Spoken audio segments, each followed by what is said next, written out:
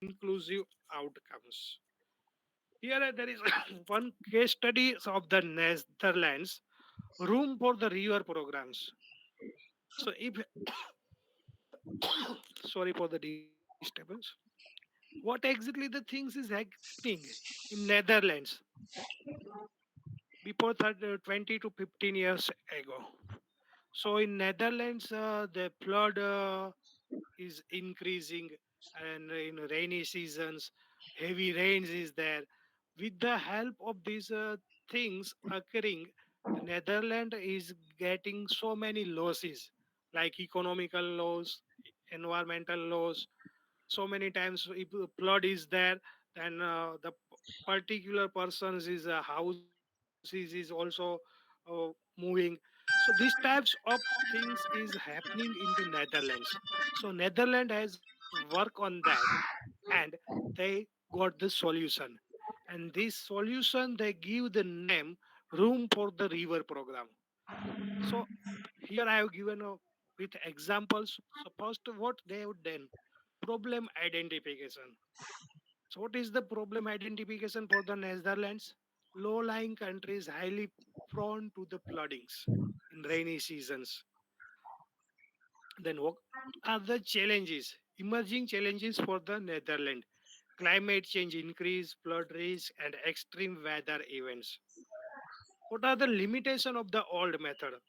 Before room for the river programs, traditional flood controls method were not longer sufficient because flood is increasing. Then it goes water on the river, and in the river, then it would affect that particular things.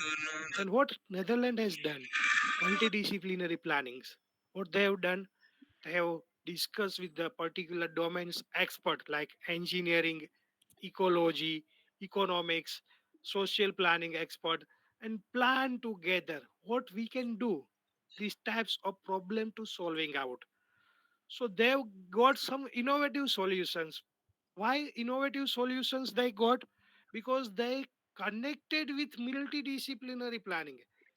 If they connected only computer science, management, commerce, laws, any other research domains, then they got on particulars view.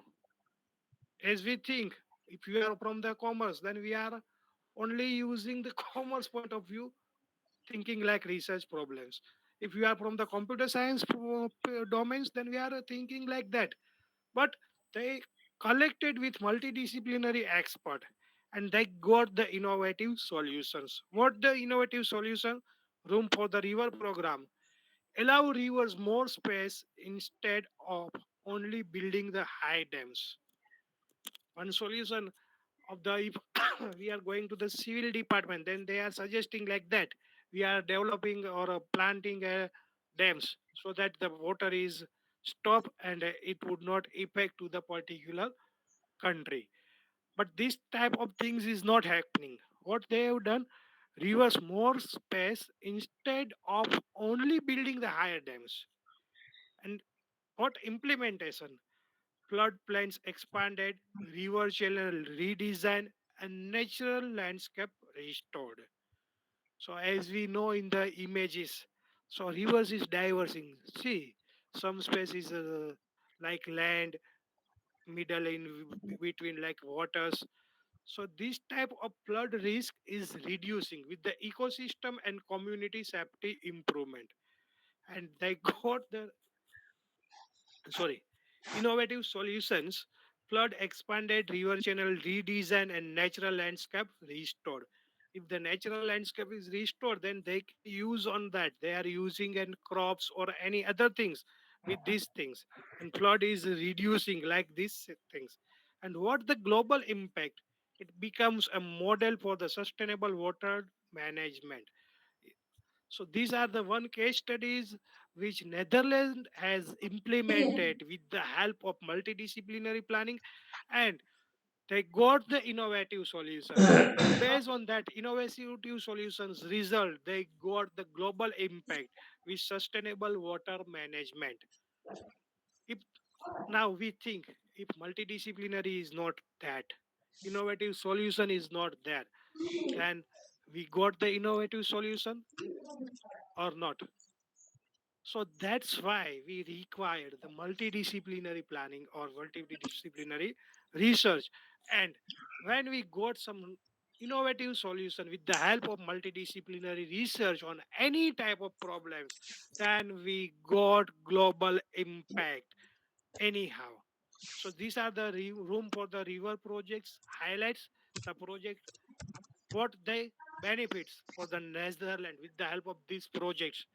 Reduce the flooding by giving a more space to the river.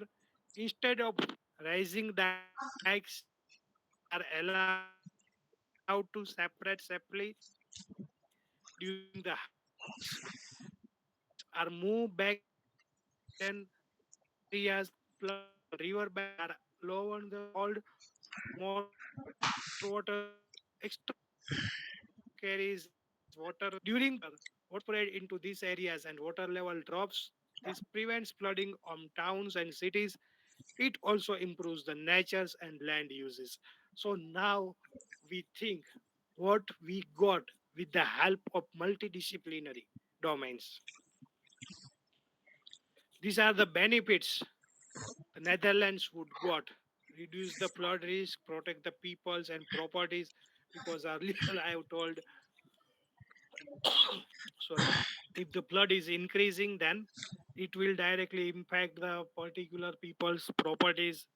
Lower risk water levels improves the natural environments and long-term sustainable development solution with the help of multidisciplinary research. One more case studies I have discussed with the Singapore. The Singapore has same problems but different ways, and they got different solutions. Now you can think, you will see these images, water securities in Singapore. So what they have done in Netherlands, water is sufficient but increasing. Opposite side, Singapore, water is required because they are suffering from the water's crisis. So what they have done, this is the open opposite side. Sorry. So Singapore has developed and diverse and sustainable water supply systems. What they have done, local catchment. If how they are getting the local catchment, like rainwater collected in rivers and reservoir. When the rainy season is there, they have collected that waters in the rivers. Second, they got the solution imported waters from the Malaysias because they are sometimes depends on the Malaysia's waters. So what they water is imported from the Malaysia and reduce the dependency. If new waters means recycling the waters or available waters, what they are doing recycle the waters with advanced treatment. When they got the advanced treatment, if they are multidisciplinaries for industries and coolings, these waters is they are collecting, and based on that they recycle the water, and these waters the Singapore is using. And next solution they got, desalinate the waters, sea water desalinate and fresh water from the sea. If the sea water is there, they are transferring their plant, and their plant is converting this water to usable for the human beings. So what they got the result as outcomes, water self-sufficiency and long-term resilience. So these are Singapore is using. So these are the things which they are using. Singapore has limited natural fresh waters and depends mainly on the rainwater, rainfalls. So many times rainfalls is disturbing, then they are dependent on the Malaysia's waters. To ensure water security and adopt the poor national steps strategy. Poor national step strategy, that means that we have discussed local catchment, imported waters, desalinated waters, and new waters or the recycled waters. Local catchment waters, there we have discussed like rivers, canals, and reservoirs waters. Import waters from the Malaysia's new waters, that means they are using a treatment plant. and based on different types of technologies, they are using these waters to the human usable waters. What they are getting, the benefits with the Singapore's core models, ensure the continuity and reliability of the water supplies, reduce dependence on imported waters. Why? If they are using these things, then they are not imported or required from the Malaysias. Provide a climate resilience water resources. If the water is sufficient and increasing the sustainable growth, then it will increase the resources. Support industrial and economic growth. If we are using an industry's waters or they waters we are converting in the human readable, sorry, human usable waters, then it would be useful. Enhance long-term water self-sufficiency and improve the national water security resilience. So, what are the multidisciplinary tools used in your research? Whenever we are discussing and multidisciplinary tools, and previously we have discussed the multidisciplinary how that will be useful. So these are the some tools which every researchers, every domains person require. These are the tools. So data collection tools, as we know, that require social science, business, commerce, managements for the surveys and questionnaires. Engineering field required like health environment, sensors and IoT devices. If we are using in geography and urban planning, then they require remote sensing and GIS tools. If we are belongs from the domain of psychology, sociology, market research, then they required interviews and focus group. So these are the data collection tools used for the multidisciplinary research based on that particular domains they are using. Data analysis tools, this is like a particular statistics softwares like SPSS, R, SAS, qualitative tools like Neos, Atlas, big data platforms, Hadoop, Apache Spark, machine learning as we know, AI, Python, TensorFlow, modeling and simulation tools for the specifically for the mathematics modeling, MATLAB, mathematics, yeah, system dynamics and agent based modeling like any logic and Stella, environmental and climate SWOT model flows, visualization tools, data visualization we are using in tabulas, Power BI, geospatial visualization, 3D modeling, collaborative and interactive tools. All or some of you are doing the research or nowadays some are further moving forward that, so they require the documentation or preparing the report. So at that time they require the reference managers, Zotro and not project management tools, version controls. So these are the different tools which are directly or indirectly connected with the multidisciplinary research. And as we see in this image, which discipline played the biggest role here. Now you can see if you are from the social science, environmental science, engineering, technology, data science, and computer or any other domains, they all are gathered under the one root, and that is called an multidisciplinary research. And if multidisciplinary research is getting, then it will real life problem solving. We got some innovative ideas, and if innovative ideas is getting, then it would be reflecting to the directly in our research. So I got the one message, the PPT is not showing right now, is it correct? Hello. Yes, sir. Yes, sir. Yes, sir. PPT is not Since long visible. it is not visible, but I don't want to disturb you. Uh, Please, sir. Again, if you share. Okay, so these are the things. Okay, I will sharing the PPT. Maybe it's,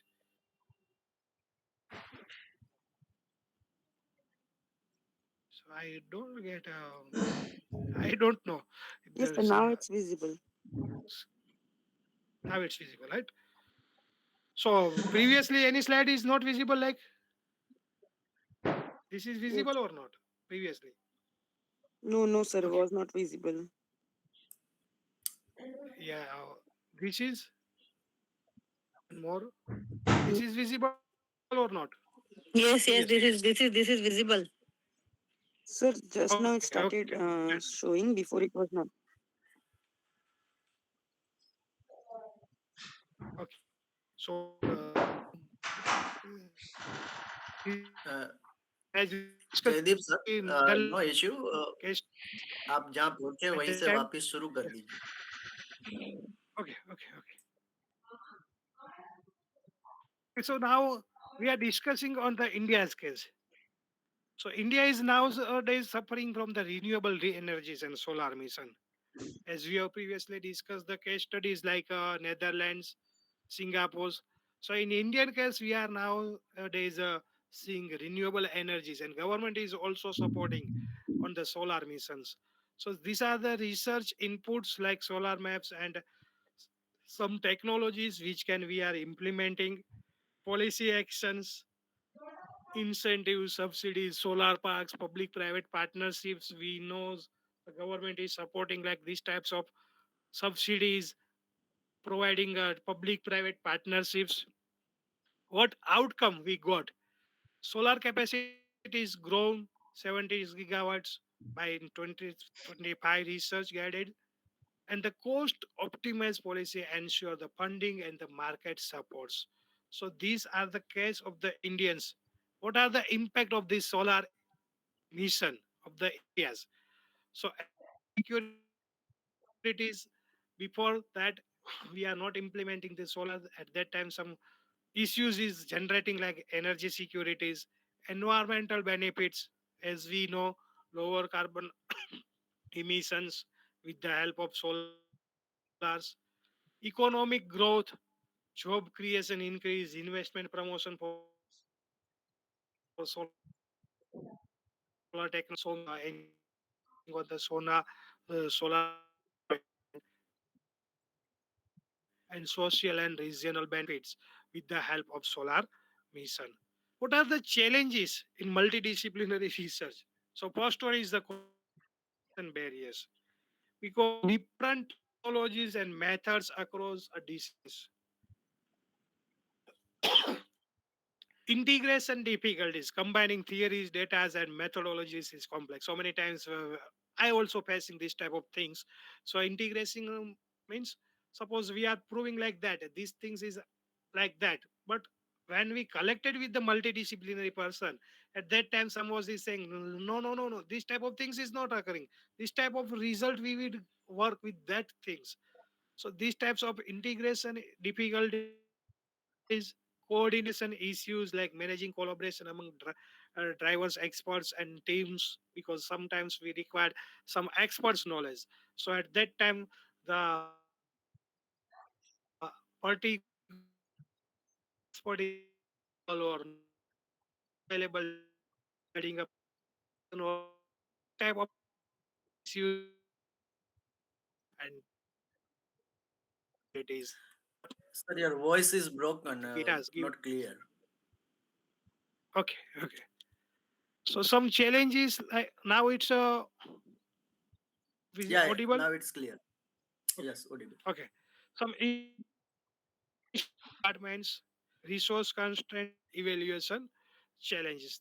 These are the challenges which is directly or indirectly impact on the multidisciplinary research.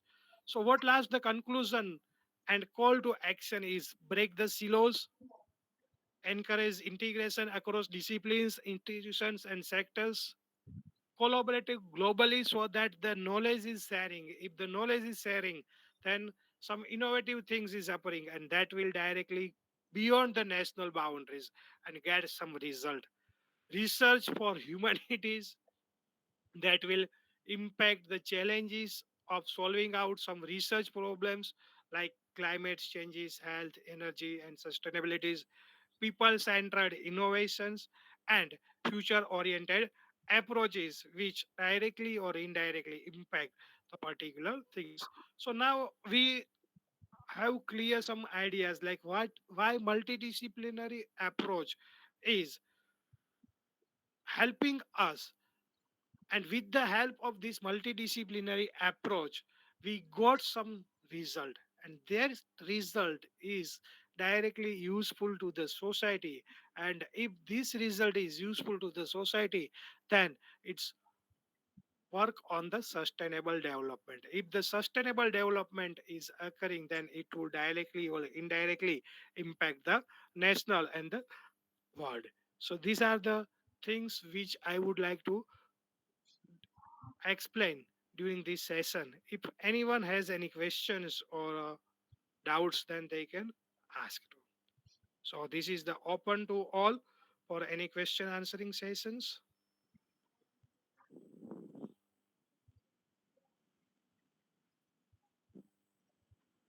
Anyone has any questions or any clarification regarding any things, then they may ask.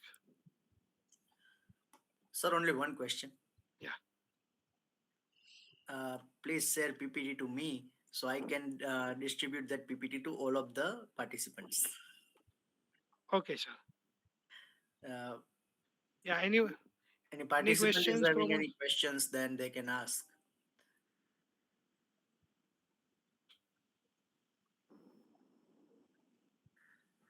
Sir, I would like to know whether how would we get the means data or analytical data for the multidisciplinary researches, because it would be difficult for getting it right. yes.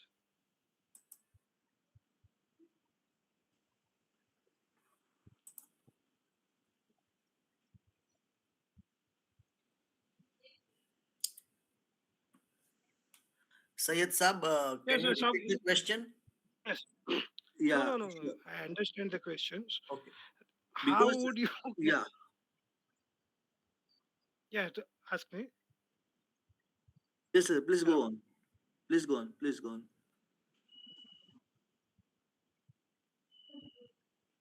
Yes, your question is how would you get the analytical data for the multidisciplinary, right? Yes, sir. Yes, sir. Yeah.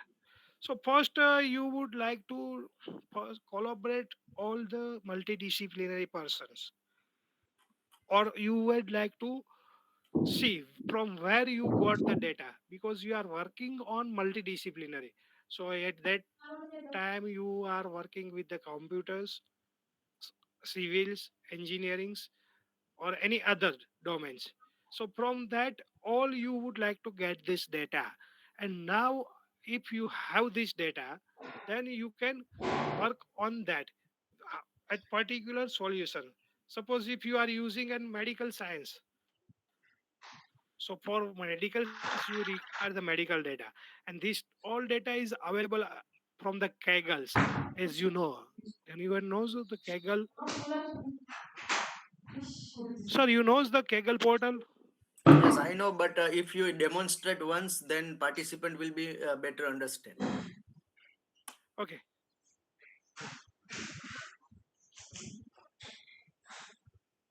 First, I am stopping out this sharing, and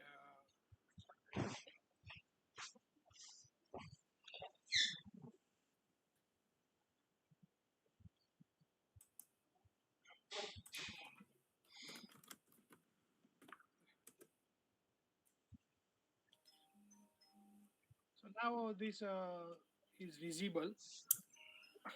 Like I am using in Google. Yeah.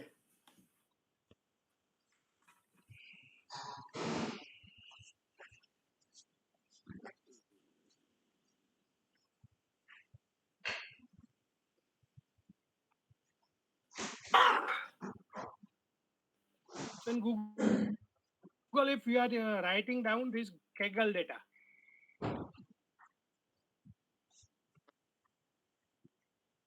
say, screen is visible. Yes, sir. Hello. Yes, sir. Yes, Yes, sir. sir, yes, sir, So it's Yes, if sir. you visible. are if you are using an Kaggle data, then it is an open source and open data sets for machine learning projects. And if you are going on that, you can get your particular domains data, domain wise. So this data is helpful for your research. So this Kaggle portal is providing you an open source data, like any types of data you will be required, then you can got this data from the Kaggle's portal. But sir, again, So so this get would be you got. but again this would be considered as a secondary data. Can we get how can we get the means primary data in case we are doing the analytical research on this field means? Okay, so if, sir, first you would like to work on the secondaries data. If you got some result, got some solution, then you can directly connect with that particular department's government's agency and given letters of a written application. I have got this result with the based on the secondaries data. So kindly request to give me the primary data. So they are providing you a primary data of the last years. Live data during these things is not providing any types of organization. So if you got some result based on this previous year's data and you are display the result, then they are giving you a permission to implement these things on their actual data. Mm. And Sayed Hello. sir, primary data is always collected by the researcher. Secondary data is useful and collected by the organizations. Like suppose you are doing some research on the agriculture and the wireless sensor network, then you can have data from the four organizations which is in the Gujarat, for agriculture universities.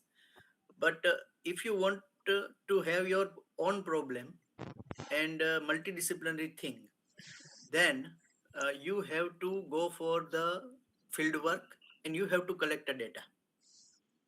Like if there is a maritime of the post independent and now, then there is a wide difference in maritime law also.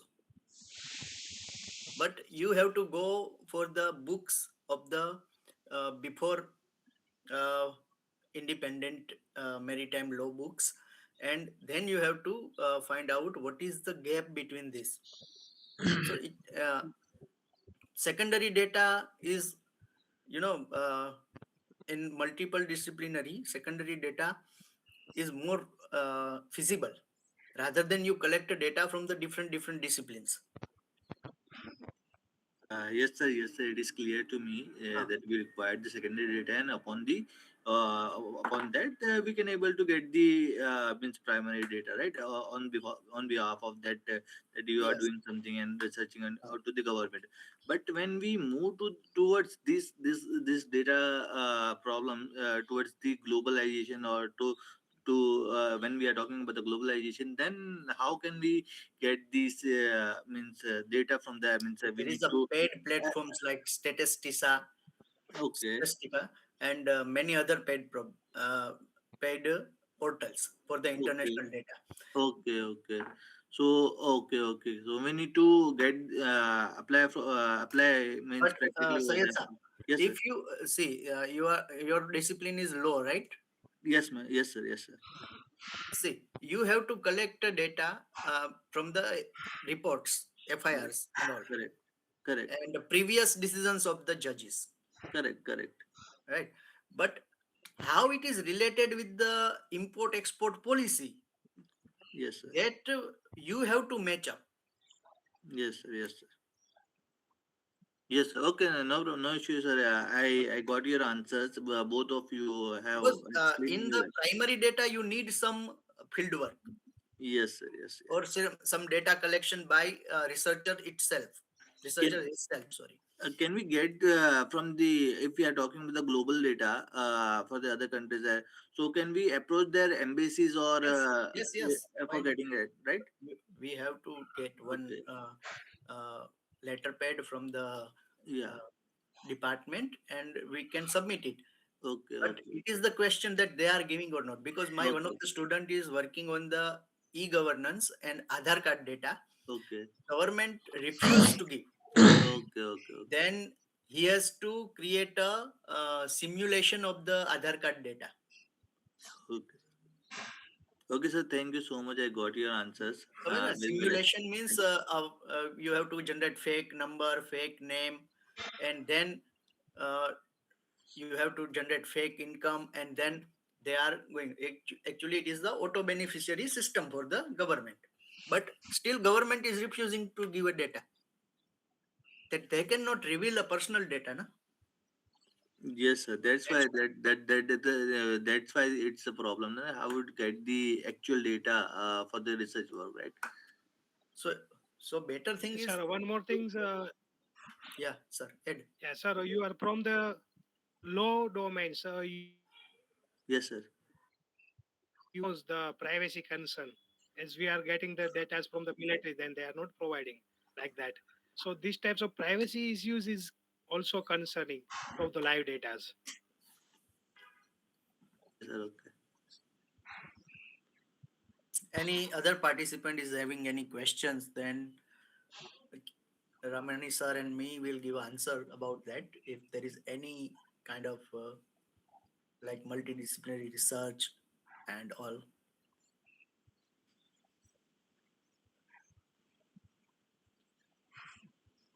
or we Any should move on the questions? next session of the presentation. Any any person is having any questions?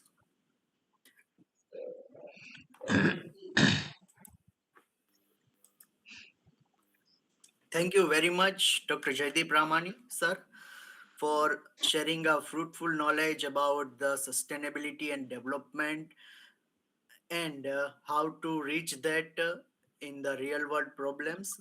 Some case studies will be helpful to the participants for the analyzing their own domain with the multidisciplinary domain. Thank you very much, sir, and hope that in the next conferences also you will give me give us a very warm support, and we surely invite you again.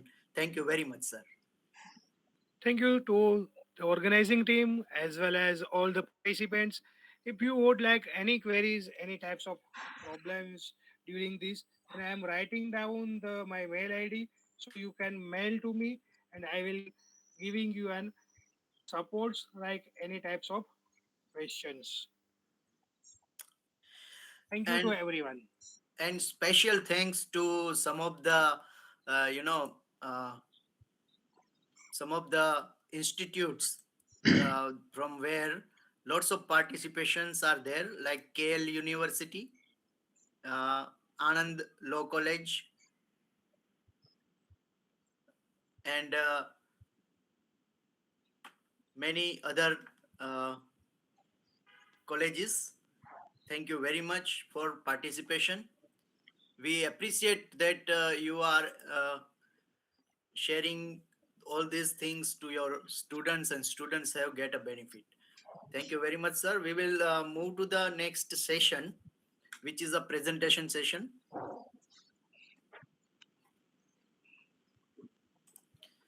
And the first presentation, as per the schedule, is of Babita Borman. Babita ma'am, you are there? Yes, sir. Can you share your PPT or research paper on the screen so you can you can present your paper right now? Okay, I will try. Okay, ma'am.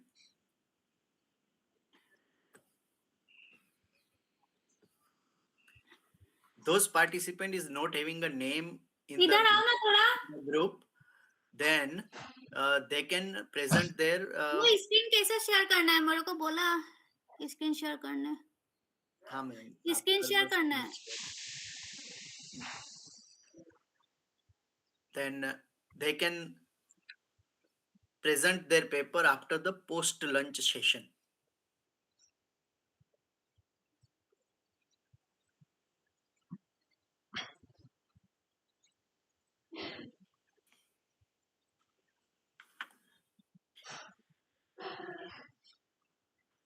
Babita ma'am तो निकल गई.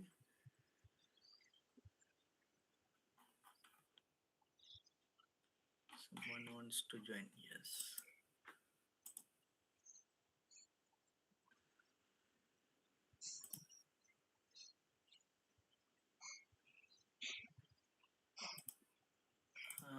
Manjur Alam sir is present there? Manjur Alam sir?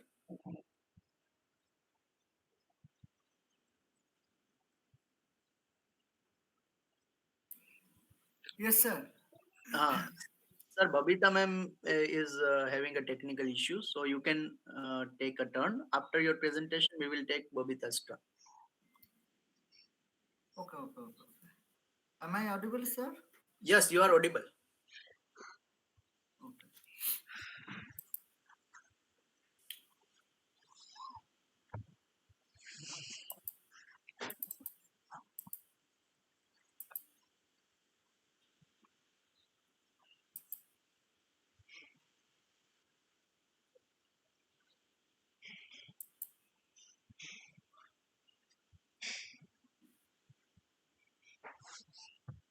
Yes, sir. Move. Visible. The types of human rights. Human rights are divided into three generation. First generation, second generation, and third generation. First generation civil and political rights, right to life and liberty, freedom of speech and religion.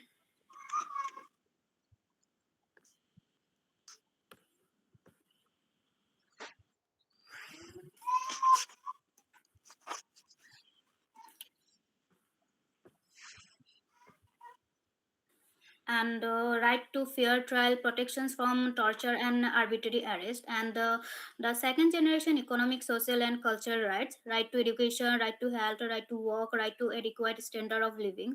Third generation collective solidarity right, right to development, right to peace, right to healthy environment, right to indigenous people. The concept of international relations.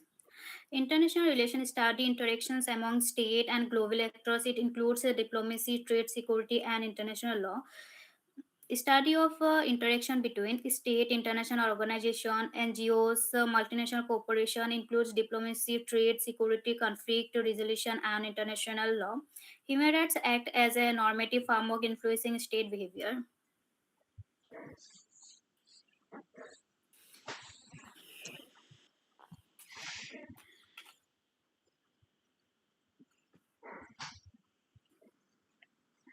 Human rights and international relations.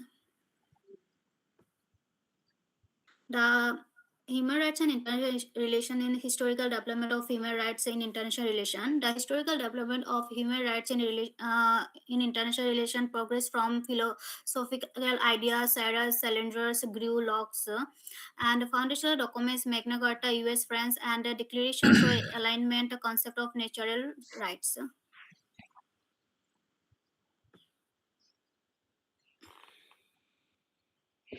Historical development of human rights and international relations. The idea of human rights developed from ancient civilization, the Magna Carta, and the alignment thinkers and become global after World War II.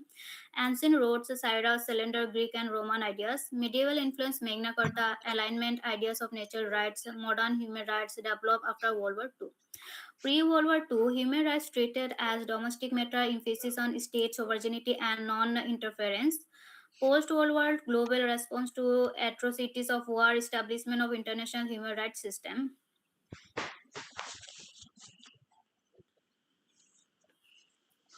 Human rights and international relations, International Court of World Justice, Security Council, Trusteeship Council, Secretariat, Economic and Social Council is all over its General Assembly.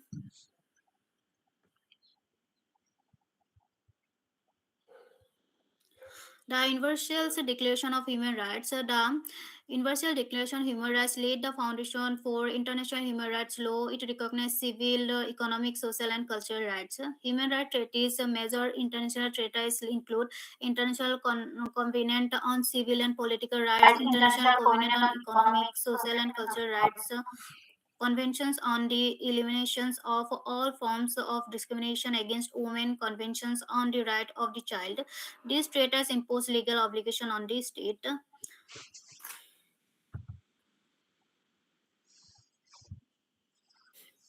Role rule of the of the United United Nations. Nations. The The United United Nations Nations play play a a major major role in promoting and protecting human rights. It sets standard and monitors violation worldwide. promotes and protects human rights globally, develops international standard, monitors compliance by states.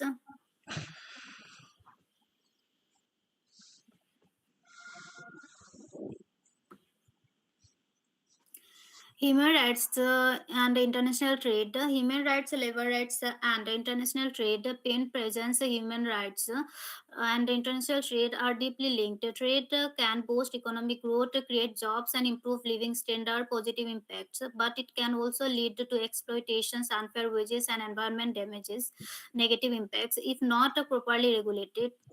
International agreements increasingly include human rights clauses, using trade as leverage to pressure violators, though their effectiveness is debated, with effort focusing on framework like the United Nations Guiding Principles for Business to ensure trade support rather than undermine human rights.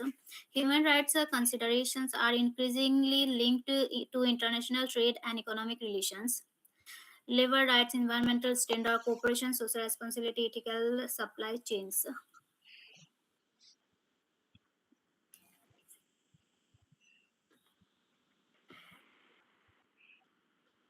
The role of non-state actors. Non-state actors like NGO, MNCs, terrorist group, and civil society shape global political by influencing law, driving human rights, providing aid, setting economic agenda, and even engaging in conflict, offering flexible and direct engagement where state cannot, but also creating challenges in accountability, coordination, and potentially undermining state authority while promoting global issues from climate to peace. Non-government organizations play a crucial role in monitoring violation, advocacy, and awareness, providing humanitarian assistance. And multinational corporation impact human rights through labor practices, environment policies, and economic growing demand for corporate accountability. Rule of the United Nations. The United Nations plays a major role in promoting and protecting human rights. It sets standard and monitor violation worldwide, promotes and protects human rights globally, develops international standard, monitors compliance by state. Human rights and foreign policy.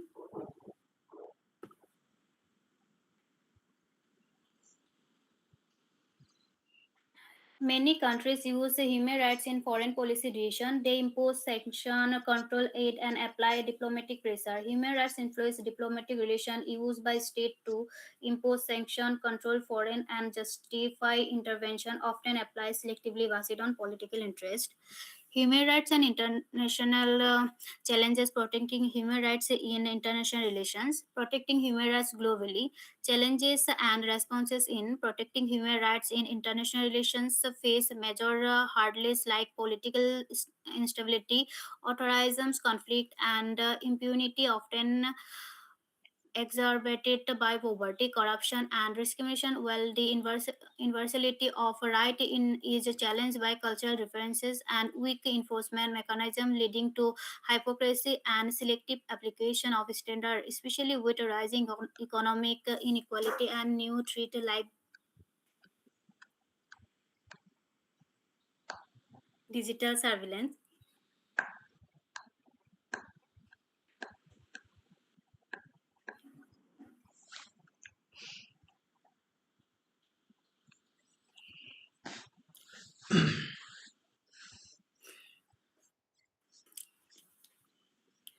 Human rights and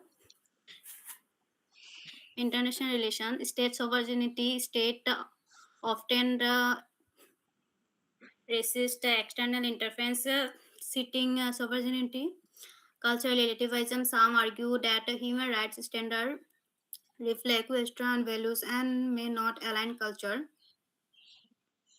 Weak enforcement mechanism. International human rights law lacks strong enforcement power.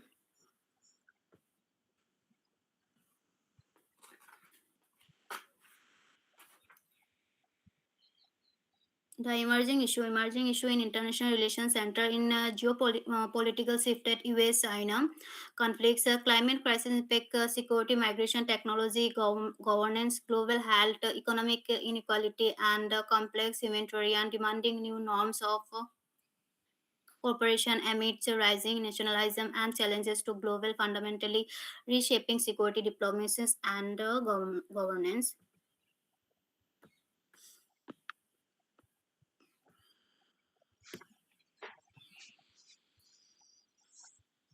Digital rights surveillance technology raises concerns about privacy, freedom of expression, and data protection.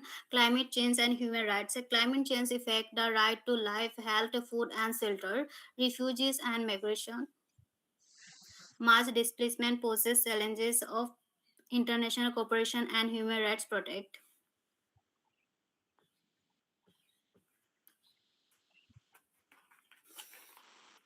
Rule of non-state actor. NGO monitor violations and spread awareness. The cooperation also affect human rights through labor and environmental practices. Non-government organizations monitor human rights violation, raises awareness, provide humanitarian assistance. Multinational cooperation impact labor condition and environment. Growing demand for cooperation accountability. Challenges in protecting human rights.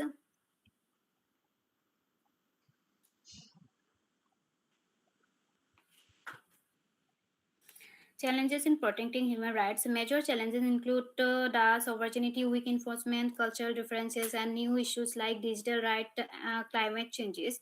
State sovereignty, cultural relativism, weak enforcement mechanism, political and strategic interest, selective application of standards. Emerging issue, digital surveillance and privacy, climate change and human rights, refugees and migration, global inequality, cyber security, and data protections.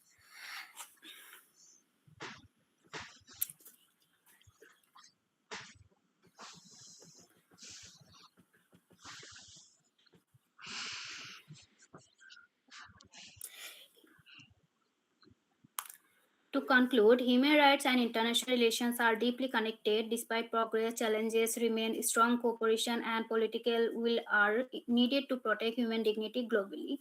Human rights form the moral and legal foundation of international relations. Significant progress made after World War II. Effective protections require political will and cooperation. Human dignity must remain central to global governance.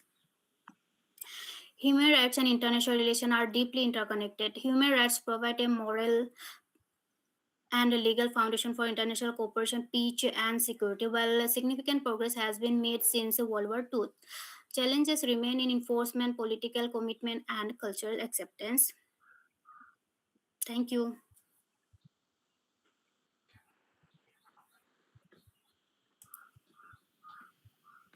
Thank you very much. Now, next participant is Alam sir. Are you there? Yes, sir. Please share your screen. Thank you, sir. You can present. Yes, sir. Once I take a screenshot of yours, then you will start a presentation. Because for the report, we need this kind of screenshots. Thank you, sir. Now you can share your PPT, or you will going to present orally. Hello, No, sir. sir. I I have an PPT. Okay, okay. I will share. Okay.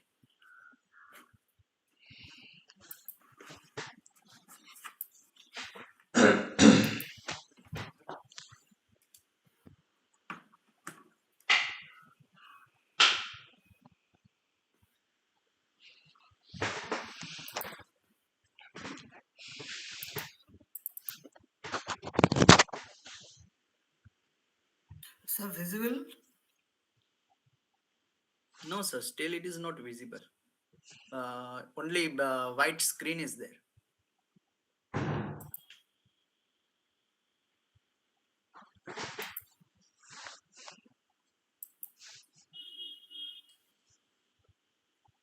I request all the participant when they are going to share, they have to share entire screen.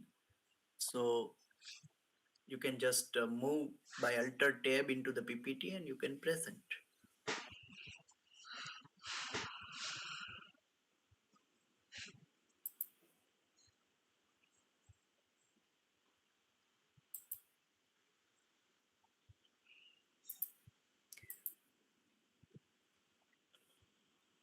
Sir, it is visible now. No, sir, it is not visible. Yes, it is visible. You are sharing from the phone, right? No, laptop. Komal Patel is there who is sharing. Komal Patel, why you are sharing your presentation? When your turn is come, you will share your presentation. Right now, Alam sir is going to present. So now my PPT is visible. No, sir, still it is not visible. Why? Sir, when you go into the present or a share screen, you have an option of entire screen. Entire screen. Then you have to select entire screen and share. And then just press Alter tab and move to your PPT. Alter and tab. Yes, now press Alter and tab. I think your PPT is not open. I didn't see PPT is open on your desktop. Minimize it, no issue. Okay. Now it is. Yes, now PPT is visible and you can go into the presentation mode. Need not to go in a meeting now. Okay. Now my PPT is visible, na? Yes, sir. Okay. Very good morning to everyone. I am Manjur Alam, Assistant Professor in Commerce, Lal Baba College. Today I will be presenting my study titled Forecasting Financial Distress in Cement Farms Using Machine Learning and Traditional Econometrics. This research focuses on improving early warning system for financial distress by comparing conventional econometric models with modern machine learning techniques using farm level data from the cement industry. Next, the definition. Now we discuss what is the definition of financial distress. Financial distress is defined using objective financial criteria rather than subjective judgment. A firm is classified as distressed if it reports persistent losses, an interest coverage ratio below 1, or sustained negative operating cash flow. What is the objective of the present study? Basically, the study has mainly four objectives. First, to forecast financial distress in cement farm using farm level financial data. Second, to compare the predictive performance of traditional econometric models and machine learning models. Next, third, to evaluate model accuracy using standard classification metrics. Finally, and last, to identify key financial indicators that act as early warning signals of distress. Now, the research gap. Basically, existing so many existing literature largely relies on traditional models such as Altman Z-score or logistic regression model.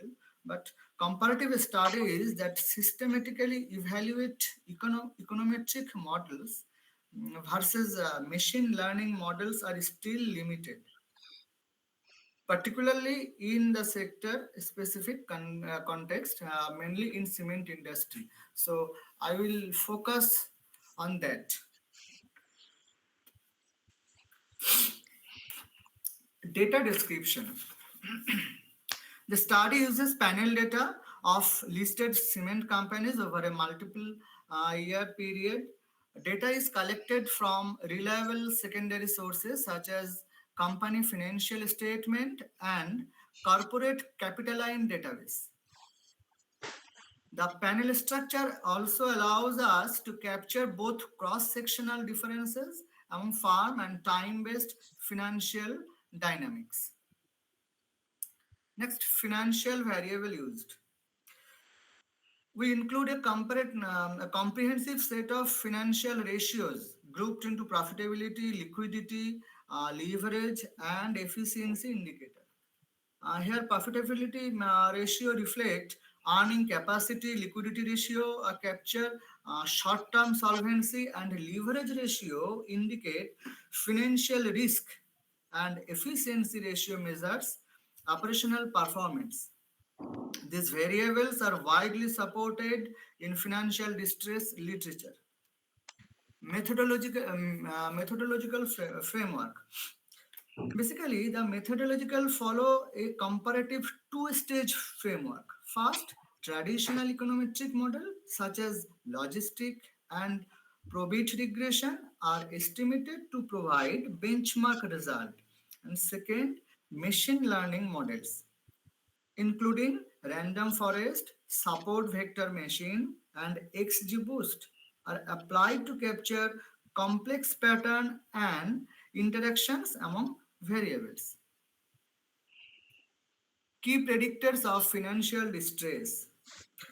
Across model, leverage, related variables such as debt equity ratio, interest coverage ratio emerge as the most influential predictor. Profitability indicators like return on asset and cash flow measures also play a critical role. Machine learning models further reveal non-linear threshold effects that are not captured by econometric models. Next, data validation. Basically, from the table, we see the mean of CR means current ratio is 1.62. That implies on average cement companies are able to maintain the adequate level of liquid asset to meet their short-term commitment. And here we see the standard deviation is very low. That means 0.71. That indicates that the behavior of liquidity is not conform and not uniform across the firm. This is consistent with variation in scale, supply chain strategies, and financial inclusion. Next, debt equity ratio. Here, debt equity ratio, the mean value of debt equity ratio is 1.34. That suggests the debt has played a central role in the financing of most cement companies. The large SD standard deviation 0.89 suggests that there are substantial differences in how aggressive leverage strategy can differ across the industry depending on farm size and so on. Next slide. Actually, here the traditional econometric model, that means Altman Z-score and logit regression model, and the machine learning model are random forest and XGBoost. Here you can see the table shows the machine learning model are able to predict financial distress better than traditional econometric method. Here traditional econometric accuracy of traditional econometric model is 71.4 and 76.4%. But the machine learning model shows here 88.5% accuracy and XGBoost is 91.2%. So it is clear the machine learning models are more effective to predict financial distress. Next, Shapley additive explanation. The SHAP demonstrates insight into what contributes to financial distress. The DER result. The DER result as the strongest predictor. DER is the debt equity ratio is the strongest predictor, asserting that high degree of leverage significantly increases default risk in cement sector. So debt equity ratio, here you can see the debt equity ratio is a strong predictor, but ICR, interest coverage ratio, and return on asset, also a significant negative correlation, meaning that wealthy and solvent companies are stronger against cyclical downturn. Another consideration, working capital turnover have a good or bad aspect, where good management will show higher efficiency, where too high net ratios indicate over trading.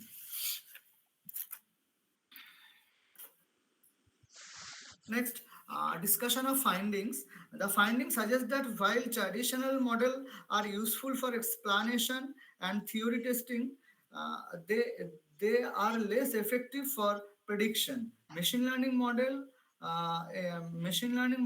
in predictive accuracy, but lack of transparency. Therefore, a combined or hybrid approach can leverage the strength of both methodologies. But there are some limitations. The study is limited to one industry, which may affect uh, generalization. Financial distress is treated as a binary outcome, which may oversimplify the severity of distress. Macroeconomics variables are not explicitly included. Future research directions. Future research can extend this framework by incorporating macroeconomics indicator and ESG variables. Advanced deep learning techniques such as LSTM can capture temporal dependencies more effectively. Cross-country comparative studies would further enhance robustness. But the conclusion is, to conclude, machine learning models significantly outperform traditional econometric models in forecasting financial distress. However, econometric models remain valuable for interpretability. The study recommends a hybrid modeling approach for both prediction and explanation. This is my conclusion. Thank you. Thank you, everyone.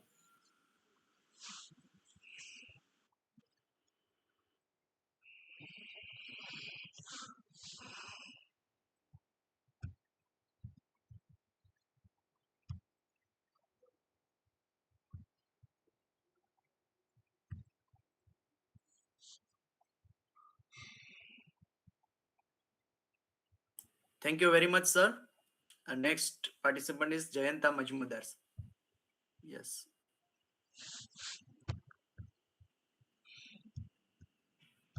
Mm.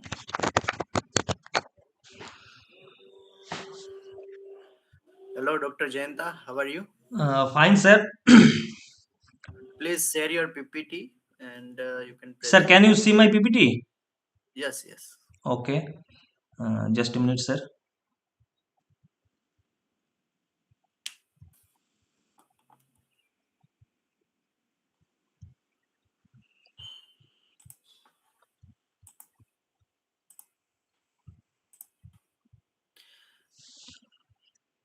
So, good morning, everyone. Myself, Jayant Majumdar, and my guide, Dr. Parimal Sarkar from Netaji Subhash Open University, Kolkata. Now I present a comprehensive research analysis on women's employment across diverse sectors in India. This study examines occupational distribution and employment patterns for women across 40 plus distinct professional, semi skilled, and unskilled sectors with detailed state wise analysis based on 2023 to 24 data from the periodic labor force survey. This research represents one of the most detailed contemporary analysis of female workforce participation in India. The time frame 2023 to 24 captures the most recent labor market transformations. The scope includes professional sectors, medicine, engineering, law, academic roles, government services, skilled trades, and informal economy participation. Special focus on geographic variations across India's 28 state and 8 union territories. Let's begin with headline finding. India's female labor force participation has increased by 79% between 2017 to 18 and 2023 to 24. This represents a rise from 23.3% to 41.7%, meaning nearly 70 crore women have entered or remained in the workforce. This is not a marginal change. This is a fundamental transformation of India's labor market. To put this perspective, this growth represents a reversal of a previous declining trend where participation had dropped from 31.2% in 2011 to 12 to 2.3%, 23.3% by 2017 to 18. Historical context: the decline from 2011 to 12 to 2017 to 18 was attributed to rural to urban migration, education driven withdrawal from casual agricultural work, and persistent social norms. The reversal since 2017 to 18 indicates structural transformation in labor markets and evolving gender norms.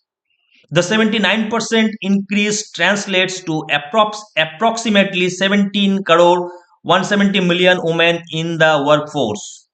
This magnitude of change is comparable to entire national population, underscoring its significance. However, quality of employment matters more than quantity. We will discuss this crucial distinction throughout this presentation.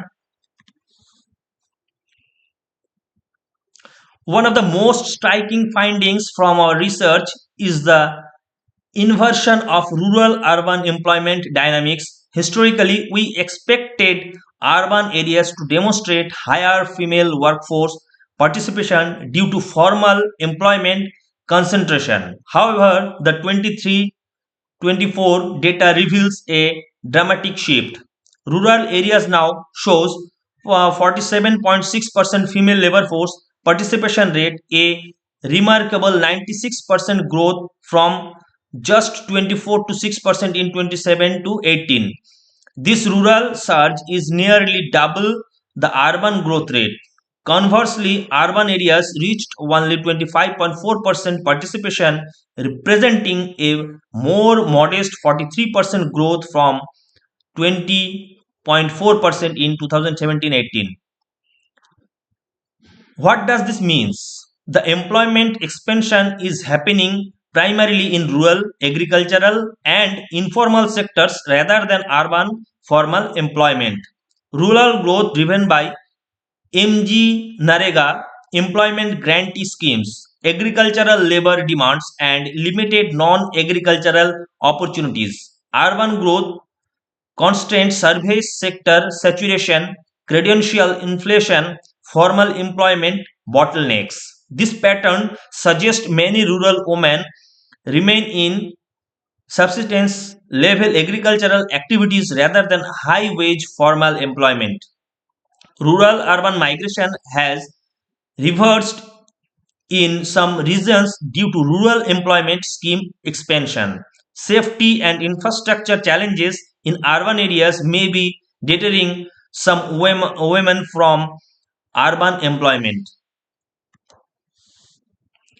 Let me provide the comprehensive national picture through four key indicators. First, the female labor force participation rate stands at 41.7%, meaning that of all women aged 15 years and above, approximately 42% economically active. Second, the female worker population ratio is 40.3%, which accounts for those actually employed after excluding unemployment.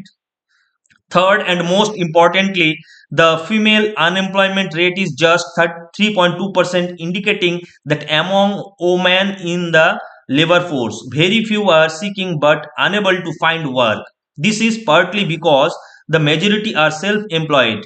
Overall, India's female workforce participation has grown by 79% since 2017-18, representing one of the most significant labor market transformation in contemporary India. Geography matters significantly in women's employment.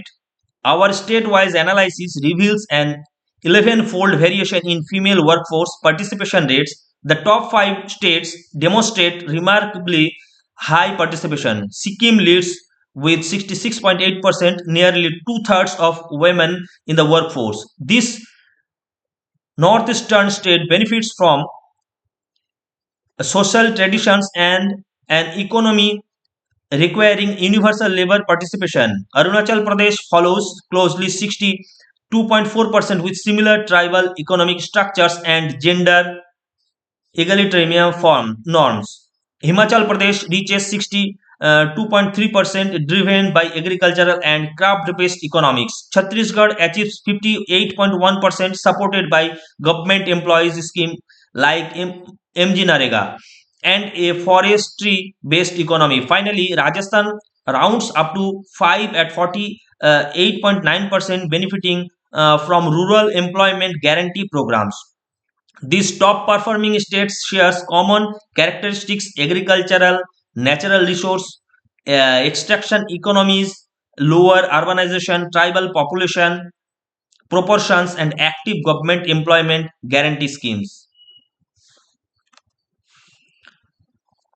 Conversely, 5 states demonstrate dramatically lower female workforce participation, revealing the barriers that restricts women's economic participation in certain regions. Delhi, despite being the national capital and highly developed, shows only 18.3% female labor force participation, the lowest in the nation. This paradox reflects an urbanized service economy with limited agricultural employment, formal sector jobs concentrated in specific credentials, and safety concerns that deter women from workforce participation. Kerala, with the highest female education levels in India, shows only 22.2% participation. These findings suggest that women pursue higher education but subsequently remain outside the workforce either due to preference. Haryana reaches 23.6%, Punjab stands at 28.9%, Uttar Pradesh, India's most populous state, shows 29.6% participation, reflecting low female education, restrictive social norms, and limited rural employment opportunities. Now let's examine a critical but often overlooked dimension: what type of employment are these women engaged in? This is a crucial because employment quality varies dramatically.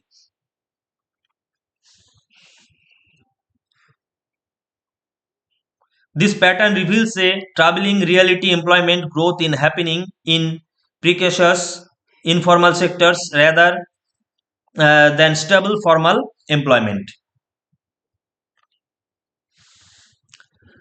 Let's shift sectoral analysis, walk through the major employment sector where women participate, starting with healthcare, one of the India's most successful sector for female employment.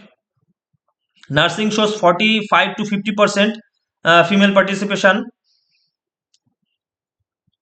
Allied healthcare shows 40 to 50%.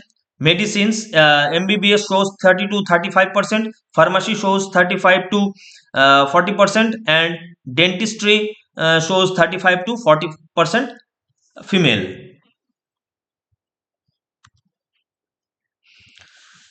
Now let's examine one of the India's most striking contradictions: the engineer paradox.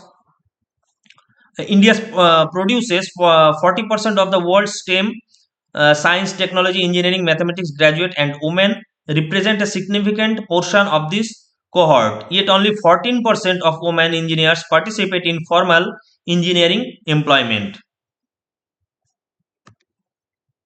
This also software IT engineering 25 to 30%, civil engineer 25 to 25.5%, overall engineering 14%, and mechanical engineering 5.9%.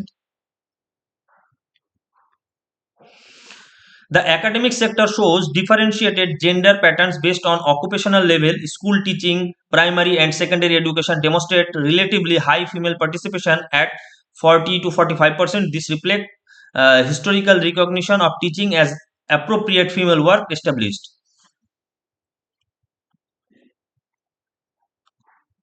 Legal profession.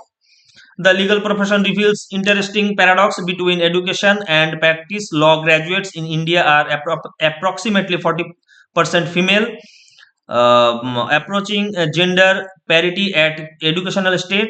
However, practicing lawyer registered with bar council number only 15 to 18%. This gap suggests attrition between law graduation and law practice, and judges also 10 to 15%. Government and administrative service, civil service, IAS, IPS, 30% of successful candidates, that also increased. State police service 5 to 10%, armed force 2 to 5%, armed force combat roles less than 1%, recently expanded. Now the traditional skill trades. Skill trades reveal extreme occupational segregation reflecting historical patterns and occupational cultural barriers. The contrast is striking. Tailoring 60 to 70%, salon service 50 to 60%, machinery 8 to 12%, plumbing 2 to 3%, and carpentry 1 to 2%. Service sector employment, their domestic work 95 to 98%, cleaning, sweeping 40 to 50%, retail shopping 35 to 40%, hospitality 25 to 30%, and security service 8 to 12%. And also the transportation and mobility, pilot and aviation for 4 to 6%, commercial driving 2 to 5%, maritime navy 2 to 8%, and rickshaw auto operations, that is 2 to 3%. In the agriculture and private sector, agricultural labor 30 to 35%, farming 15 to 20%, fishing 20 to 25 to 30%, forestry activities 15 to 25%.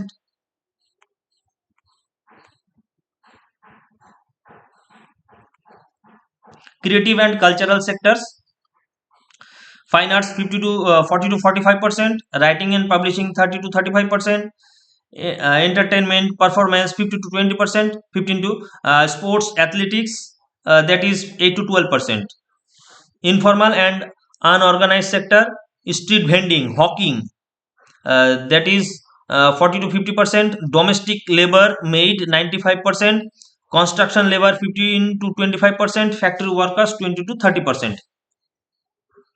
In education and employment paradox, primary education 50.2%, secondary 32.4%, graduate 35.8%, postgraduate 39.6%.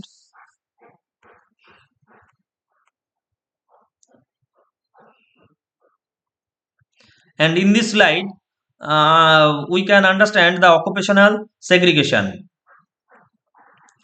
Healthcare shows the relatively inclusive structures. Engineering faces workplace cultural barriers.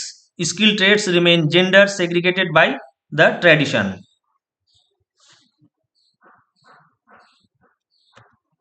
This is the despite occupational participation, systematic wage disparities persist across all examined sectors, representing a hidden tax of women. Medical professional 15 to 25%, engineering sector 20 to 30%, and academic sector 12 to 18% wage gap.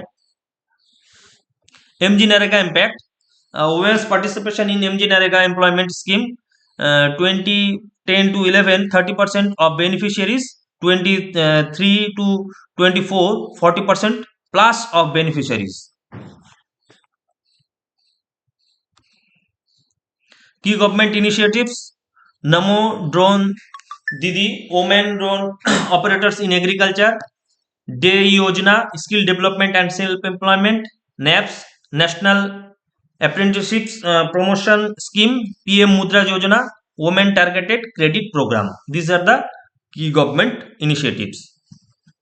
Employment barriers, rural barriers, limited job diversity, infrastructure gaps, safety concerns, urban barriers like credential inflation, workplace culture, childcare access.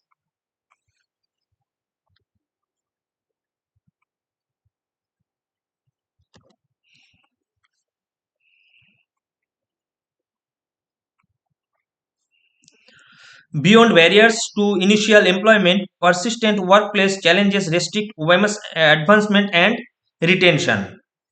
Sexual harassment represents a significant occupational barriers, particularly in non-traditional occupations where women face cultural hostility. Construction, transportation, skilled trades, and some professional sectors shows elevated harassment risk, creating safety concerns that deter women's occupational participations.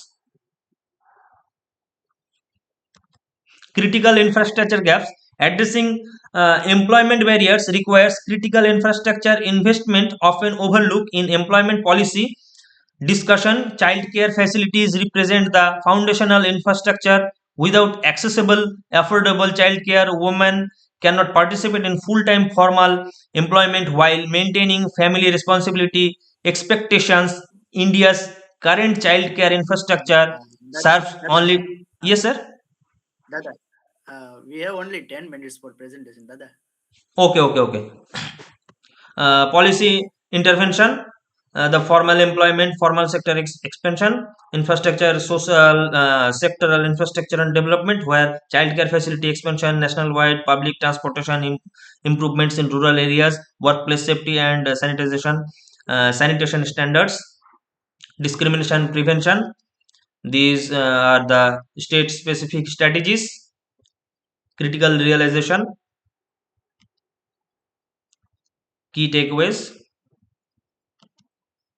towards equitable employment, and thank you.